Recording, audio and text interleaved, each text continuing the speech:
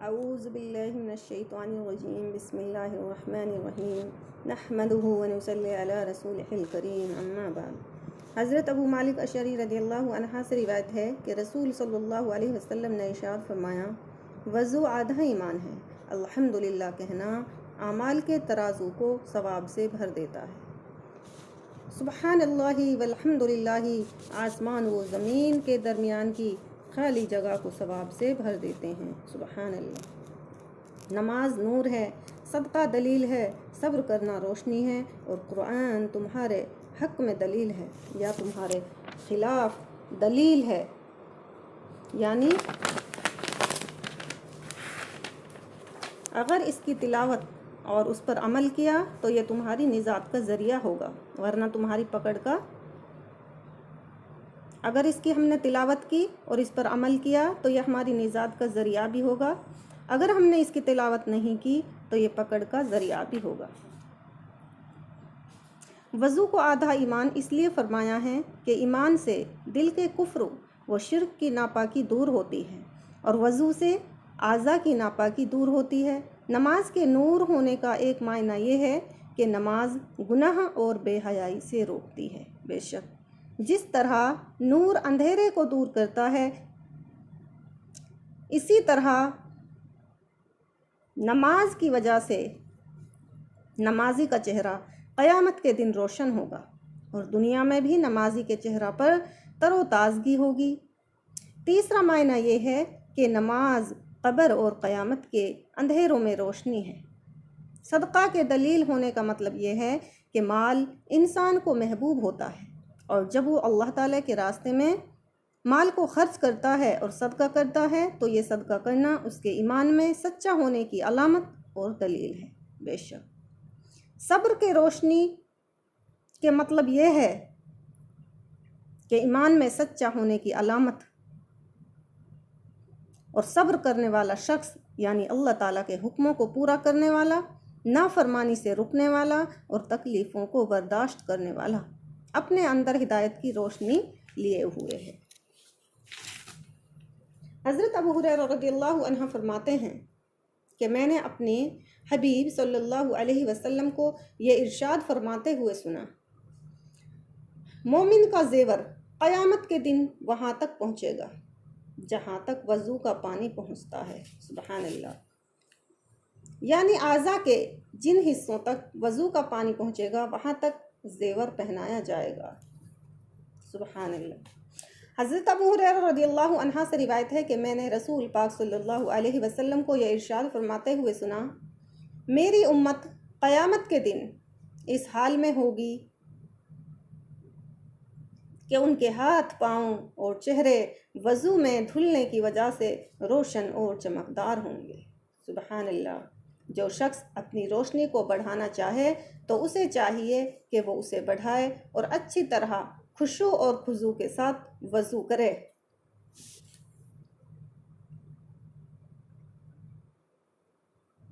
وضو اس طرح کرے کہ وضو کرنے میں جو اعضاء ہیں ان میں کوئی بھی جگہ خشک نہ رہے۔ ہاتھ، پاؤں، جو بھی اعضاء وضو میں ہیں سب اعضاء کو 3 بار دھونا، اور کوئی جگہ بھی خشک نہ رہے۔ حضرت عثمان بن عفان رضی اللہ عنہ سے روایت ہے کہ رسول پاک صلی اللہ علیہ وسلم نے ارشاد فرمایا، جس نے وضو کیا اور اچھی طرح وضو کیا، یعنی سنتوں اور آداب اور مستحبات کا اہتمام کیا، تو اس کے گناہ جسم سے نکل جاتے ہیں، یہاں تک کہ اس کے ناخنوں کے نیچے سے بھی نکل جاتے ہیں۔ علماء کی تحقیق یہ ہے کہ وضو، نماز وغیرہ عبادات سے صرف گناہ صغیرہ معاف ہوتے ہیں، کبیرہ گناہ بغیر توبہ کے معاف نہیں ہوتے۔ اس لیے وضو، نماز وغیرہ اور عبادات کے ساتھ توبہ استغفار کا بھی اہتمام کریں۔ اللہ تعالیٰ اپنے فضل سے کسی کے گناہ کبیرہ بھی معاف فرما دے۔ اللہ تعالیٰ بہت بڑے غفور رحیم ہیں، سب کو معاف کرنے والے ہیں۔ بندہ کو توبہ کرنی چاہیے۔ حضرت عثمان بن عفان رضی اللہ عنہ فرماتے ہیں، میں نے رسول پاک صلی اللہ علیہ وسلم کو یہ ارشاد فرماتے ہوئے سنا، جو بندہ کامل وضو کرتا ہے، یعنی ہر اعضا کو اچھی طرح 3 مرتبہ دھوتا ہے، اللہ تعالیٰ اس کے اگلے پچھلے سب گناہ معاف فرما دیتے ہیں۔ سبحان اللہ۔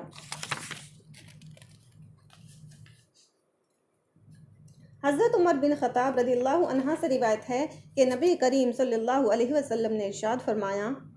تم میں سے جو شخص مستحبات اور آداب کا اہتمام کرتے ہوئے اچھی طرح وضو کرے، پھر اشہد ان لا الہ الا اللہ وان محمدًا عبدہ ورسولہ پڑھے،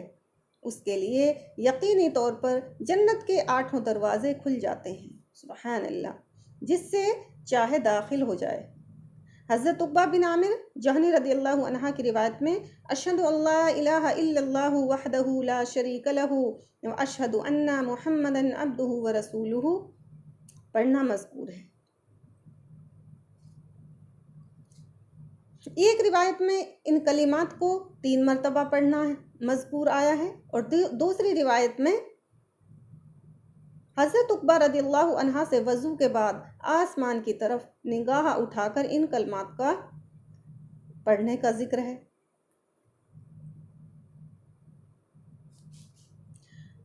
حضرت ابو سعید خدری رضی اللہ عنہ سے روایت ہے کہ رسول پاک صلی اللہ علیہ وسلم نے ارشاد فرمایا، جو شخص وضو کے بعد سبحانک اللہم و بحمدک لا الہ الا انت استغفرک و اتوب الیک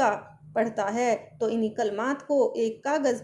پر لکھ کر اس پر مہر لگا دی جاتی ہے جو قیامت تک نہیں توڑی جائے گی، یعنی اس کے ثواب کو آخرت کے لیے ذخیرہ کر دیا جائے گا۔ سبحان اللہ۔ حضرت عبداللہ بن عمر رضی اللہ عنہما سے روایت ہے کہ نبی کریم صلی اللہ علیہ وسلم نے ارشاد فرمایا، جو وضو میں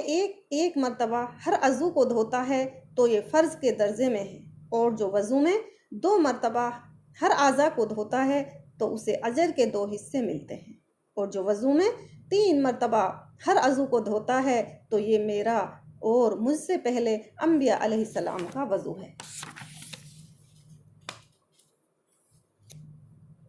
حضرت عبداللہ سناہ بحی رضی اللہ عنہ سے روایت ہے کہ رسول پاک صلی اللہ علیہ وسلم نے ارشاد فرمایا، جب مومن بندہ وضو کرتا ہے اور اس دوران کلی کرتا ہے تو اس کے منہ کے تمام گناہ دھل جاتے ہیں، سبحان اللہ، اور جب وہ ناک صاف کرتا ہے تو ناک کے تمام گناہ دھل جاتے ہیں، جب چہرہ دھوتا ہے تو چہرہ کے گناہ دھل جاتے ہیں، یہاں تک کہ پلکوں کی جڑوں سے بھی گناہ نکل جاتے ہیں، جب ہاتھوں کو دھوتا ہے تو ہاتھوں کے گناہ دھل جاتے ہیں، یہاں تک کہ ہاتھوں کے ناخنوں کے نیچے سے بھی نکل جاتے ہیں، اور جب سر کا مسح کرتا ہے تو سر کے گناہ دھل جاتے ہیں، یہاں تک کہ کانوں سے نکل جاتے ہیں، اور جب پاؤں دھوتا ہے تو پاؤں کے گناہ دھل جاتے ہیں، یہاں تک کہ پاؤں کے ناخنوں کے نیچے سے گناہ نکل جاتے ہیں۔ پھر اس کا مسجد کی طرف چل کر جانا اور نماز پڑھنا اس کے لیے مزید فضیلت کا ذریعہ ہوتا ہے۔ ایک دوسری روایت میں ہے، حضرت عمرو بن عصبہ سلمی رضی اللہ عنہما فرماتے ہیں کہ اگر وضو کے بعد کھڑے ہو کر نماز پڑھتا ہے جس میں اللہ تعالیٰ کی ایسی حمد و ثنا اور بزرگی بیان کرتا ہے جو ان کی شان کے لائق ہے، اور اپنے دل کو تمام فکروں سے خالی کر کے اللہ تعالیٰ کی طرف متوجہ رہتا ہے، تو یہ شخص نماز سے فارغ ہونے کے بعد اپنے گناہوں سے ایسے پاک و صاف ہو جاتا ہے جیسا کہ آج ہی اس کی ماں نے اس کو پیدا کیا ہو، سبحان اللہ۔ وضو سے تمام جسم کے گناہ معاف ہو جاتے ہیں، اور نماز پڑھنے سے تمام باطنی گناہ بھی معاف ہو جاتے ہیں۔ حضرت ابو امامہ رضی اللہ عنہ سے روایت ہے کہ رسول پاک صلی اللہ علیہ وسلم نے ارشاد فرمایا، جو آدمی نماز کے ارادے سے وضو کے لیے اٹھتا ہے پھر اپنے دونوں ہاتھ کٹوں تک دھوتا ہے تو اس کی ہتھیلیوں کے گناہ پانی کے پہلے قطرہ کے ساتھ ہی جھڑ جاتے ہیں، اور جب کلی کرتا ہے، ناک میں پانی ڈالتا ہے اور ناک صاف کرتا ہے تو اس کی زبان اور ہونٹوں کے گناہ پانی کے پہلے قطرے کے ساتھ ہی جھڑ جاتے ہیں، سبحان اللہ۔ پھر جب اپنے چہرے کو دھوتا ہے تو اس کے کان اور آنکھ کے گناہ پانی کے پہلے قطرے کے ساتھ ہی جھڑ جاتے ہیں۔ پھر جب اپنے ہاتھوں کو کوہنیوں تک اور پیروں کو ٹخنوں تک دھوتا ہے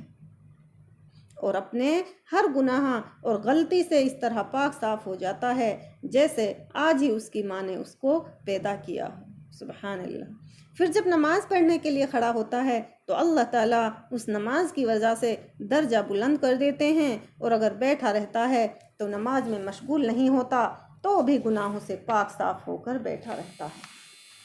سبحان اللہ۔ حضرت ابو ہریرہ رضی اللہ عنہ سے روایت ہے کہ نبی کریم صلی اللہ علیہ وسلم نے ارشاد فرمایا، اگر مجھے یہ خیال نہ ہوتا کہ میری امت مشقت میں پڑ جائے گی تو میں ان کو ہر نماز کے وقت مسواک کرنے کا حکم دیتا۔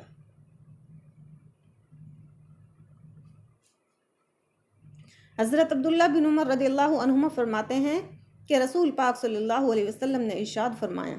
جو شخص وضو ہونے کے باوجود، اگر وضو ہے ہماری تو ہم نماز کے لیے تازہ وضو کرتے ہیں تو اسے 10 نیکیاں ملتی ہیں۔ سبحان اللہ۔ حضرت ابو امامہ رضی اللہ عنہ سے روایت ہے کہ رسول پاک صلی اللہ علیہ وسلم نے ارشاد فرمایا، جب بھی جبرائیل علیہ السلام میرے پاس آئے مجھے مسواک کرنے کی تاکید کی، یہاں تک کہ مجھے اندیشہ ہونے لگا کہ مسواک زیادہ کرنے کی وجہ سے میں اپنے مسوڑوں کو چھیل نہ ڈالوں۔ حضرت عائشہ رضی اللہ عنہما سے روایت ہے کہ نبی کریم صلی اللہ علیہ وسلم نے ارشاد فرمایا، مسواک منہ کو صاف کرنے والی ہے اور اللہ تعالیٰ کی خوشنودی کا ذریعہ ہے۔ حضرت عائشہ رضی اللہ عنہما سے روایت ہے کہ نبی کریم صلی اللہ علیہ وسلم دن یا رات میں جب بھی سو کر اٹھتے تو وضو کرنے سے پہلے مسواک ضرور فرماتے۔ حضرت علی رضی اللہ عنہ سے روایت ہے کہ رسول پاک صلی اللہ علیہ وسلم نے ارشاد فرمایا، جب بندہ مسواک کر کے نماز کے لیے کھڑا ہوتا ہے تو فرشتہ اس کے پیچھے کھڑا ہو جاتا ہے اور اس کی تلاوت خوب دھیان سے سنتا ہے، پھر اس کے بہت قریب آ جاتا ہے یہاں تک کہ اس کے منہ پر اپنا منہ رکھ دیتا ہے۔ قرآن کریم کا جو بھی لفظ اس نمازی کے منہ سے نکلتا ہے سیدھا فرشتہ کے پیٹ میں پہنچتا ہے اور اسی طرح فرشتوں کا محبوب بن جاتا ہے۔ اس لیے ہم اپنے منہ قرآن کریم کی تلاوت کے لیے صاف ستھرا رکھیں، یعنی مسواک کا اہتمام کریں۔ حضرت عائشہ امہ رضی اللہ عنہما سے روایت ہے کہ نبی کریم صلی اللہ علیہ وسلم نے ارشاد فرمایا، مسواک کر کے 2 رکعتیں پڑھنا مسواک کیے 70 رکعتیں پڑھنے سے افضل ہے۔ مسواک کر کے 2 رکعتیں یعنی تحت الوضو پڑھنا بغیر مسواک کی جو 2 رکعتیں ہوتی ہیں اس سے 70 گنا افضل ہیں، 70 درجہ افضل بتائی ہیں۔ حضرت حذیفہ رضی اللہ عنہ سے روایت ہے کہ رسول پاک صلی اللہ علیہ وسلم جب تہجد کے لیے اٹھتے تو مسواک سے اپنے منہ کو اچھی طرح رگڑ کر صاف کرتے۔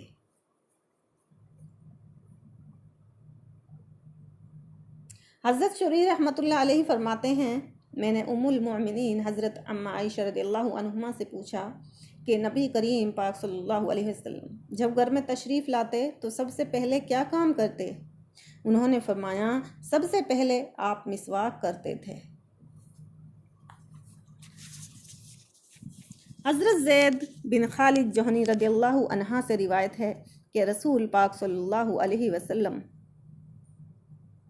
اپنے گھر سے کسی نماز کے لیے اس وقت تک نہیں نکلتے جب تک مسواک نہ فرماتے تھے۔ حضرت ابو خیرہ صباحی رضی اللہ عنہما فرماتی ہیں، میں اس وفد میں شامل تھا جو رسول پاک صلی اللہ علیہ وسلم کی خدمت میں حاضر ہوا تھا۔ آپ صلی اللہ علیہ وسلم نے ہمیں پیلو کے درخت کی لکڑیاں مسواک کرنے کے لیے توشہ میں دی۔ ہم نے عرض کیا، یا رسول اللہ، ہمارے پاس مسواک کے لیے کھجور کے درخت کی ٹہنیاں موجود ہیں، لیکن ہم آپ کے اس اکرام اور عطیہ کو قبول فرماتے ہیں۔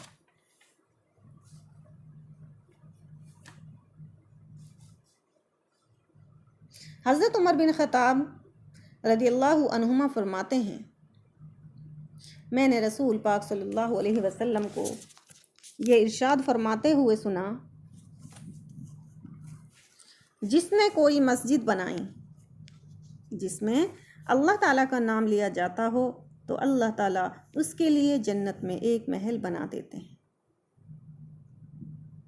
حضرت عمر بن خطاب رضی اللہ عنہما فرماتے ہیں میں نے رسول پاک صلی اللہ علیہ وسلم کو یہ ارشاد فرماتے ہوئے سنا